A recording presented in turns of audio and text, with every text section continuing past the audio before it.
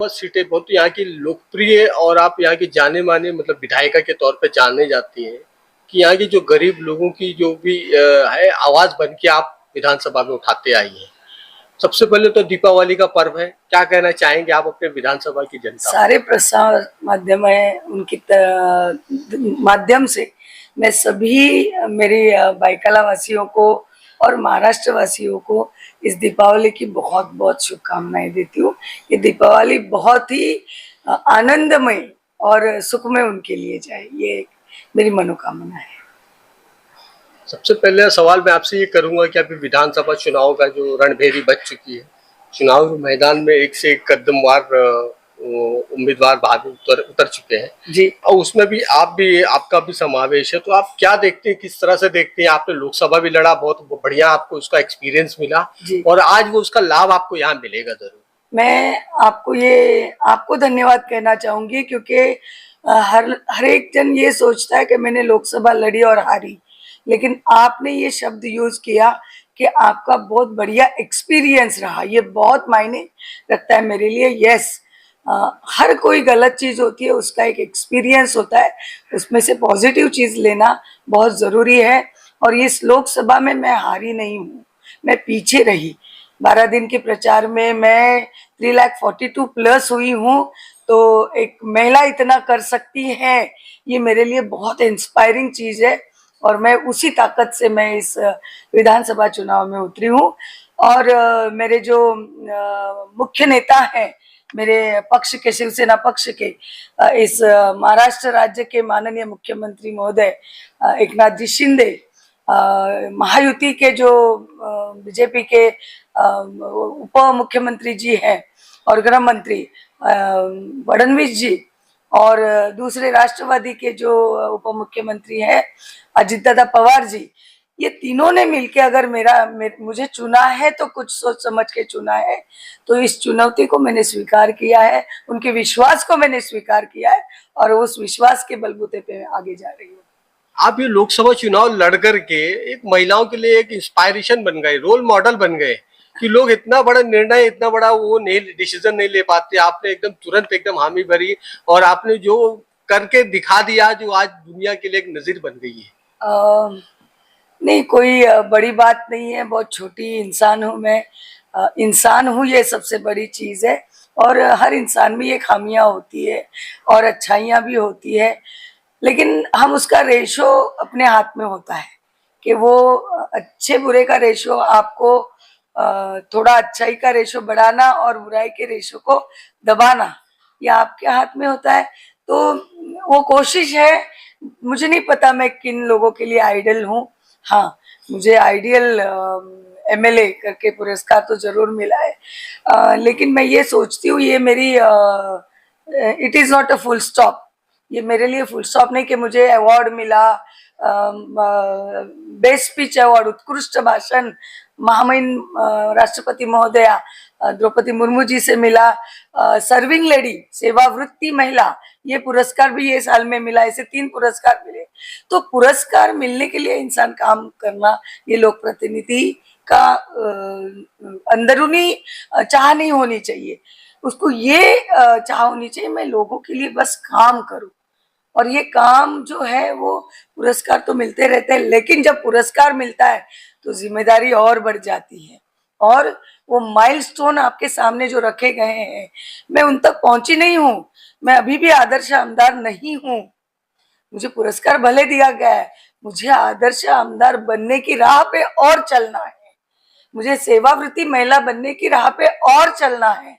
और मेरे भाषण उत्कृष्ट और कैसे हो, जिनमें सिर्फ न कि शब्दों का खेल हो, उसमें मेरी लोगों की वेदना हो, मेरे लोगों की समस्या हो और उस समस्याओं को हल करने का तरीका हो, ये मैं चाहती हूँ। आप महिलाओं के लिए विश्व परिस्थिति में लड़ने की एक प्रेरणा बन गए, इस तरह से हर परिस्थिति से लड़ा जाता है। आज आपने वो एक संदेश दिया है महिलाओं के लिए जी, इसलिए लोग महिलाएं खासकर अपना वो रोल मॉडल है। एक्चुअली महिलाएं थोड़ी सी, अभी तो बहुत सारी महिलाएं बहुत एडवांस हो गई हैं और बहुत अपडेटेड रहती है, लेकिन अभी भी कई सोसाइटी में एक परसेंटेज ऐसा होता है कि वो लोग सोचती है कि अरे ये बहुत गलत हुआ, ऊपर वाले ने मुझे महिला बनाया। लेकिन आपको ये बात मैं एक दावे के साथ कह सकती हूँ कि महिला में एक सेंस एक्स्ट्रा दिया हुआ है। उस एक एक्स्ट्रा सेंस को पहचानो, आपके अंदर होता है।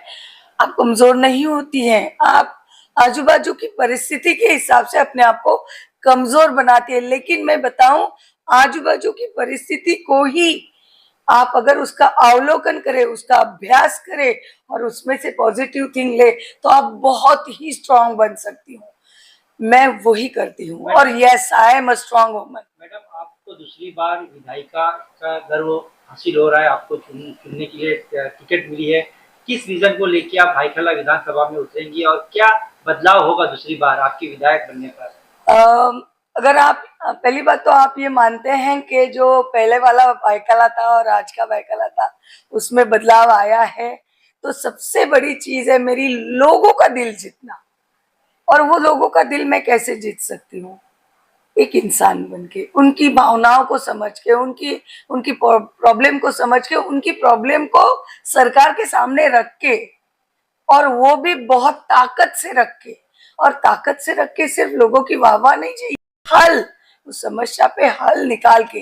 तो मुझे लग रहा है कि ये दूसरी बार मौका दिया गया है। जो मैंने पहली बार से कहीं काम शुरू किए हैं, जो कहीं अधूरे रह गए हैं, जो साउथ मुंबई का, और स्पेशली मैं अभी जब भाईखला की हूँ तो मैं भाईखला की बात करूंगी। लेकिन मैं जैसे बोल रही हूँ, मैं इंसान हूं, तो मैं क्यों नहीं साउथ मुंबई की बात करूं? तो साउथ मुंबई का सबसे बड़ी समस्या अगर कोई है तो जो पुरानी बिल्डिंग्स है, नॉनसेंस से, ये बहुत खस्ता हालत में है। इनका रिडेवलपमेंट होना और लोगों को, मेरी लोगों को सुरक्षित घर मिलना, सुरक्षित छत मिलना बहुत जरूरी है। न्यू अमेंडमेंट पॉलिसी है, जो हाउसिंग पॉलिसी न्यू अमेंडमेंट आई है, इम्प्लीमेंट हो चुकी है। मैं थोड़ा लास्ट में हुई है तो थोड़ा उसका इम्प्लीमेंटेशन कम हुआ, लेकिन मैं पूरी पूरी ताकत से इस पॉलिसी का मैं फायदा नहीं बोलूंगी, इसका उपयोग करके मैं मेरे लोगों को अच्छा घर दिलाना चाहूंगी।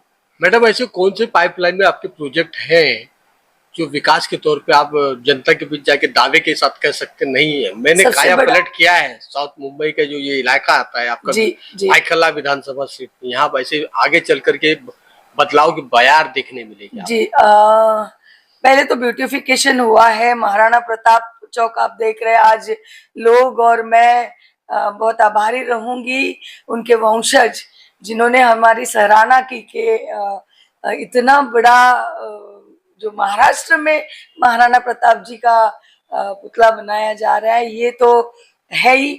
दूसरी चीज, आप पाइपलाइन की बात कर रहे हो तो मैं बताऊंगी मेरे एरिया में ब्यूटिफिकेशन हो रहा है। आज सेंट मेरी ब्रिज है जिसपे लोग चलना चाहते थे, रोज रात को वॉक करना चाहते थे, लोग नहीं कर पाते थे, लेकिन आज वो कर रहे हैं क्योंकि ब्यूटिफाइड हुआ है, सिक्योर्ड कर दिया है। पाइपलाइन में जो है वो है जो मैंने अभी कहा कि पुरानी बिल्डिंग्स जिनका मैं उनको रिडेवलपमेंट में उनको मैं नहीं करूंगी, मैं कोई बिल्डर लाके उनको नहीं दूंगी, करना उनको है, लेकिन उन तक वो बात पहुंचाना, उनको वो प्रोसीजर समझाना, और अगर उनका लैंडलॉर्ड अगेंस्ट है तो लैंडलॉर्ड के अगेंस्ट जाने में उनको किस तरह से हैंडल करना है ये उनको समझाना, और माड़ा थ्रू अगर हो रहा है रिडेवलपमेंट तो वो करना। आप एक बात समझिए कि हम जाते हैं नॉनसेंस बिल्डिंग में, हम उनसे भी तो वोट मांगते हैं, लेकिन हमारा फंड हम वहाँ यूज नहीं करते हैं। बहुत दर्द होता है मुझे कि मैं उनसे वोट मांगती हूँ और मैं फंड नहीं यूज कर सकती। तो ये एक जरिया है कि नॉनसेंस इमारत जो बिल्डिंग्स है, इनको भी अगर वो खस्ता हालत में है तो उनको भी हम इस तरह से मदद कर सकते हैं, ये न्यू पॉलिसी के हिसाब से। तो मैं वो जरूर करना चाहूंगी। और एक मेरा पाइपलाइन में है जो प्रोजेक्ट है, पायलट प्रोजेक्ट के तौर पे कह सकती हूँ। पायलट प्रोजेक्ट तो नहीं कहूंगी क्योंकि मैं पायलट उसको करना चाहूंगी ताकि लोग उस पायलट को आगे करके सब जगह बना दे। जे जैसा बड़ा कैंपस है जिसमें एक पैथोलॉजी का डिपार्टमेंट है, पूरा बंद पड़ा हुआ है। मेरी जब से मैं एमएलए बनी हूँ, विधायिका बनी हूँ, मैं मेरी मांग है कि साउथ मुंबई पूरी ड्रग्स एडिक्ट है, पूरी ड्रग्स एडिक्ट आप देखोगे तो वो कवर में आ गई हैं। और इनमें लड़कियां भी हैं, लड़के भी हैं, उम्र वाले भी हैं। तो मैंने कोशिश की पुलिस की मदद लेके, महानगर पालिका की मदद लेके, जो जिनाभाई मुर्जी राठौड़ मार्ग था, ये बहुत बड़ा अड्डा था पैडलरों का, इसको मैंने खाली कर दिया है। तो पैडलर्स कम हो गए हैं, कंज्यूम कम कर रहे हैं। लेकिन ये समाज में कहीं लोग हैं, इनको इनमें अपने आप में एक अवेयरनेस हो जाता है कि अब बस हो चुका, अब मुझे इससे हटना है। तो उनको एक हेल्पिंग हैंड चाहिए। अगर उनको कोई रिहाब में आप भेज दो तो 2 लाख 3 लाख महीना होता है, तो उनके घर वाले बेचारे पीछे हट जाते हैं, अफोर्ड नहीं कर पाते हैं। तो जे जैसे कैंपस में कहीं बिल्डिंग्स खाली पड़ी है। और मैंने एक बिल्डिंग पॉइंट आउट भी की है कि एक पैथोलॉजी का बड़ा डिपार्टमेंट है, बंद है। कोई उसको रिन्यू बांधने की जरूरत नहीं है, बिल्ड करने की जरूरत नहीं, उसको आप रिन्यूएट कर दो तो एक अच्छा रिहैब सेंटर और जे जैसा नेचुरल जो कैंपस है वो मुझे लगता है पोषक रहेगा रिहैब के लिए। और मुझे जवाब पहले सरकार में मिलता था केजीटी में नशा मुक्ति केंद्र है। मैं नशा मुक्ति नहीं चाहती हूँ, सिर्फ नशा मुक्ति से कुछ नहीं होने वाला है, समाज सुधरने वाला नहीं है। नशा मुक्त होने के बाद में उस इंसान को उतने ही रिस्पेक्ट से सोसाइटी में एक्सेप्टेंस मिलना बहुत जरूरी है। तो वो एक्सेप्टेंस अगर वो अपने पैरों पे खड़ा होता है तो जरूर मिलेगा, उसकी फैमिली से मिलेगा। तो उसका रिहैबिटेशन होना, पुनर्वसन होना बहुत जरूरी है। तो वो जो पैथोलॉजी है मैं उसको पॉइंट आउट किया है, मेरी नजर में वो है, मेरी नजर उसके ऊपर है, मैं उसको रिहैब सेंटर बनाना लास्ट प्रश्न है कि आप आज चुनाव है, चुनाव को देखते हुए मतदाताओं से क्या कहना चाहेंगे, आप क्या अपील करना चाहेंगे? मैं यही अपील करना चाहूंगी। आप सभी को पता है कि लोकसभा में मैं सिर्फ 52,000 से पीछे हूँ। हालांकि अगर आप 2014 की लोकसभा देखेंगे तो जो हारने वाले थे वो करीबन 2.25 लाख से पीछे थे। लेकिन मैंने इसको कट डाउन किया है और 12 दिन में कट डाउन किया है। कोई नैरेटिव की वजह से कहीं कहीं लोगों की मजबूरियां थी, लेकिन चुनाव के टाइम पे प्लीज आप मजबूर मत होइए। इंसान को ऊपर वाले ने 2 चीज नायाब बख्शी है, 2 चीज, एक दिल और दिमाग, दोनों दी से शुरू होते हैं। इनका उपयोग कीजिए। आप सिर्फ दिल से सोचेंगे तो आप गलत हो जाते हो, आप दिमाग से ही सोचेंगे तो गलत हो जाते हो। दिल और दिमाग का मेल करो, देखो काम करने वाला इंसान आपकी आंखों के सामने आ जाता है जब दिल और दिमाग का मेल हो जाता है। हमें तो रोड पे काम कर रहे हुए कोविड से लेके आज तक, कोविड में 2 बार पॉजिटिव हुई, घर में बैठ के नहीं, लोगों में घूम के पॉजिटिव, और घूमी माने घूमी नहीं, लोगों में काम किया है। मेरे लोगों के साथ में, शिव सैनिकों के साथ में काम किया है। तो मैं यही चाहती हूँ कि आप ध्यान रखिए इस चीज का। आपका एक वोट गलत भी साबित हो सकता है और अगर आप सही तरीके से करो तो वो सही साबित हो सकता है। 5 साल के लिए आप निर्धास्त होके